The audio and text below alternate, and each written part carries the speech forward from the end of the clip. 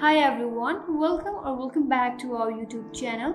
This is Mikhail again, and in this tutorial I'm gonna show you how you can find your Wi-Fi password on laptop. But before starting our video, if you haven't subscribed our channel yet, please do subscribe and hit the notification bell icon, and the next time we upload our video you will get notified. Now let's start the video. First of all, on your desktop, open control panel, and now on the screen you will see network and internet. Click on there. Once you click on there, again click on network and sharing center, and in here you will be able to see your Wi-Fi connection.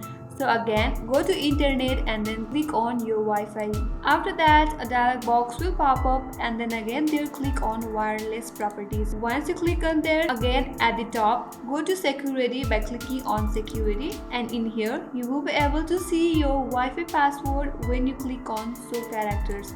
So at this network security key, you will be able to see your Wi-Fi password. So this is how you can view your Wi-Fi password on laptop. I hope this video helped you, and thank you for watching till the end. I will see you on next video.